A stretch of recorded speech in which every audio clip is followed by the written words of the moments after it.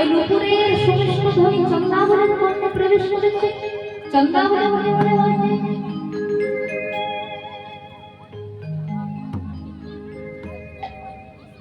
চন্দ্রাবলী তার দুই সখী পদ্মার ভাবনা দেখে বলছে, পদ্মা ওরে পদ্মা দেখ না সই, দেখ রে।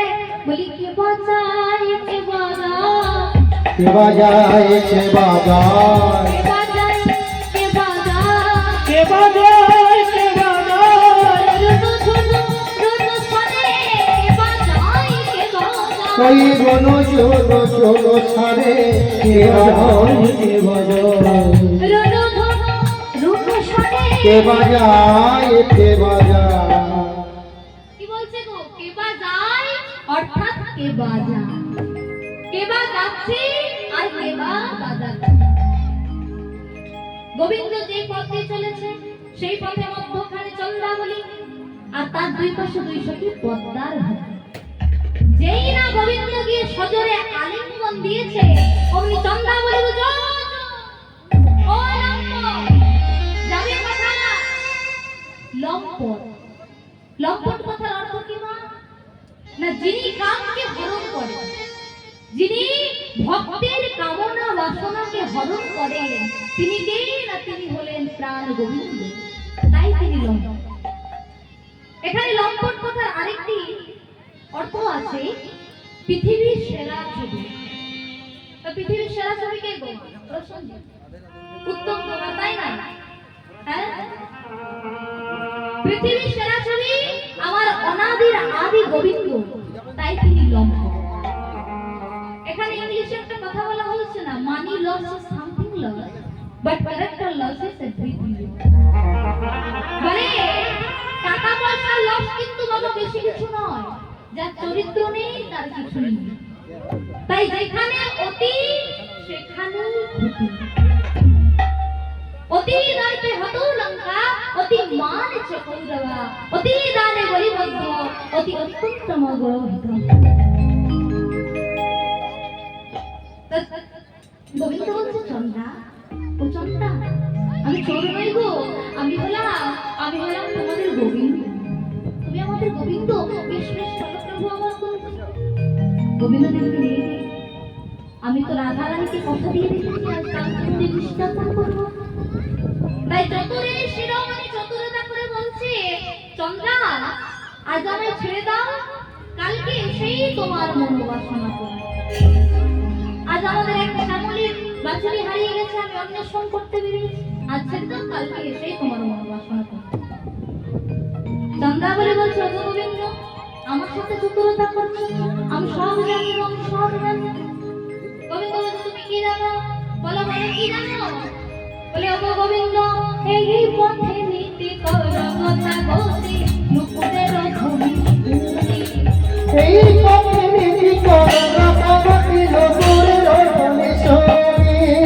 এই পথে নীতি কর কথা গতি, নুপুরের ধ্বনি শুনি। এই পথে নীতি কর কথা গতি, নুপুরের ধ্বনি শুনি। রাধা শোনে বাত আমার রইরা, রাধা শোনে বাত আমার রইরা, রাধা শোনে বাত আমার রইরা, রাধা শোনে বাত আমার রইরা। আমি বঞ্চিত একাকী, রাধা শোনে বাত আমার রইরা, আমি থাকি একাকী, আমি বঞ্চিত একাকী। আজকে তোমায় ছাড়বো না হে, আজকে তোমায় ছাড়বো না হে, আজকে তোমায় ছাড়বো না হে, আজকে তোমায় ছাড়বো না হে, বন্ধে আমার রয়ে যাবে, আজকে তোমায় ছাড়বো না হে, যে তোমায় নিয়ে যাবো, আজকে তোমায় ছাড়বো না হে। সমবেত ভক্তগণ, গোবিন্দকে প্রেমাবেশে চন্দ্রাবলী চোর বলি, তা হ্যাঁ গো মায়েরা, গোবিন্দ কি সত্যি চোর? শুধু চোর নন, মহা কেন? না তিনি প্রসিদ্ধ নবনীতম চোর। ননি চুরি করে প্রসিদ্ধ হয়েছিলেন, ব্রজের ঘরে ঘরে ননি চুরি করতেন। গোপকারে নাকি দুপুরি তো চলেন। তিনি গোপীদের মন চুরি করেছিলেন।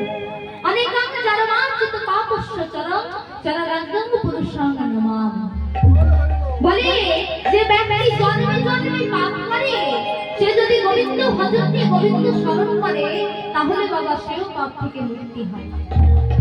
তাই তো কৃষ্ণের প্রিয় ভক্ত সুদামা কৃষ্ণকে বলেছে, কি বলেছে গো? বলে তুই বিনে চোরকেই হবে ভাই, তুই বিনে চোরকে হবে ভাই, তুই বিনে চোরকেই হবে ভাই, তুই বিনে চোরকে হবে ভাই, নন্দলালের নন্দনা, তুই বিনে চোরকে হবে ভাই, তুই গানের নন্দনা। তুই বিনে চোরকে হবে ভাই। ভক্তি প্রিয় গান, ভক্তি দান কৃষ্ণ দান, বিনা প্রেম সে नहीं मिले नंदलाल। ভগবান মা চিড়ে পেড়া কলা বাতাসের গান না, ভগবান হলেন ভক্তির গান। কারণ ভগবানের কাছে সবই আছে, নেই শুধু ভক্তি। ভক্তের নিজস্ব সম্পদ হলো ভক্তি।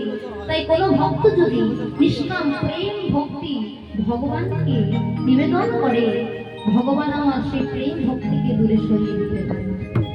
তাই আজ চন্দ্রাবলীর প্রেম ভক্তি করে গোবিন্দ আমার বাধা পড়ে গেল। মন তুলসী চন্দন দিয়ে প্রভুর সেবা শুরু হলো। চন্দ্রাবলীর সেবা গ্রহণ করতে করতে গোবিন্দের মনে পড়ে গেল রাধা রানীর কথা। তাই গোবিন্দ আমার করলেন কি? চন্দ্রাবলী শোনে কুসুম শয়নে, চন্দ্রাবতী